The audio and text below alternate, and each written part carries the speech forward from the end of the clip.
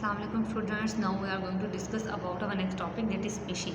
बेटा स्पीशीज जो है वो किसी भी हमारे पास जो क्लासिफिकेशन है किसी भी किस्म की, उसका एक बेसिक यूनिट है। मतलब मेन तो उसकी जो पहली लाइन ही है हमारे पास, आपके पास बड़ा ही कोई important MCQ important short question है कि what is the basic unit of classification. Unit क्या है? जैसे एक बिल्डिंग है तो उसका यूनिट क्या है? ब्रिक्स जो है एक बिल्डिंग का यूनिट है। अगर हम अपनी बॉडी की बात करते हैं ह्यूमन बीइंग की, तो हमारा जो बिल्डिंग यूनिट है वो क्या है कि सेल है। सेल मिलते हैं तो टिश्यू बनते हैं ना हमारे पास।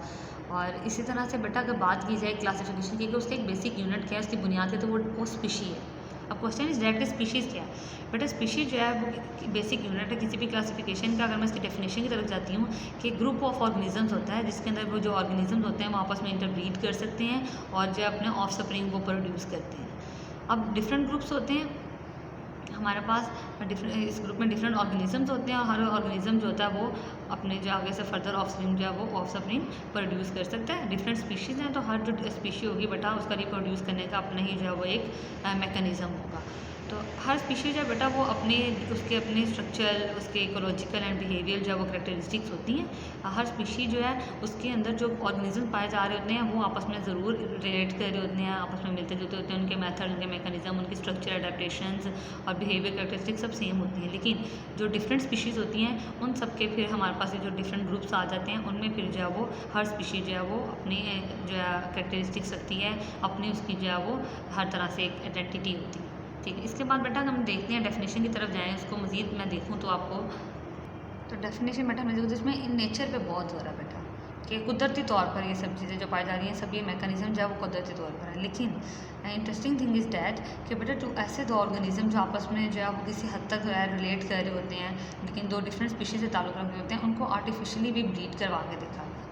इस तरह के जो अननेचुरल प्रोसेस होते हैं बेटा उसमें जो हमारे पास जो है वो इनफर्टाइल ऑफस्प्रिंग जो है वो प्रोड्यूस होते हैं। फिर इनफर्टाइल ऑफस्प्रिंग का मतलब ये है कि ऐसा ऑर्गेनिज्म आता है जो आगे से खुद जो है वो फिर कोई ऑफस्प्रिंग जो है वो पैदा नहीं कर सकता।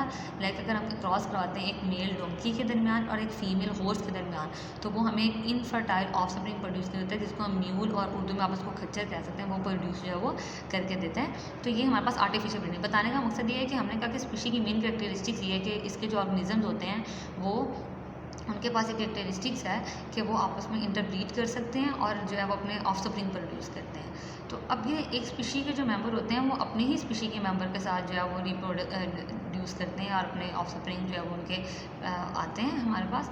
लेकिन वो कहता है जब डिफरेंट, ये कुदरती तौर पर है कि नेचर है, नेचुरल है कि अपने स्पीशी के मेंबर अपने स्पीशी के मेंबर के साथ ही जो है वो इंटरब्रीड करेंगे और ऑफस्प्रिंग जब उनके प्रोड्यूस होंगे। अगर आर्टिफिशियली हम बात करें तो वाकई आर्टिफिशियली क्रॉस करवा कर देखा गया डिफरेंट स्पीशी के मेंबर को जो कि आपस में किसी हद तक क्लोजली रिलेटेड थी।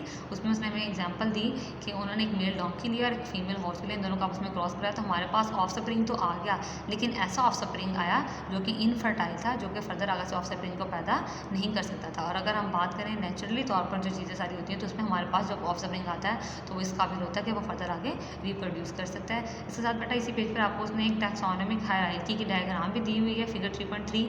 ये ऑर्डर जो है आपने इसको बड़े अच्छे से इसी तरह से याद करना है। बाद का जब वो आपसे हायरार्की में चीज़ें पूछते हैं ना, हायरार्की का मतलब ये है कि लेडर फॉर्म में एक जो है स्टेप बाय स्टेप, तो इस तरह से भी वो आपको ड्रॉ करने के लिए जो है वो चीज़ों को दे सकता है। तो आपने इसकी भी प्रैक्टिस करनी है, इसको भी याद करना है। ये आपका कल के प्रीवियस काम में भी आपकी क्लासिफिकेशन थी।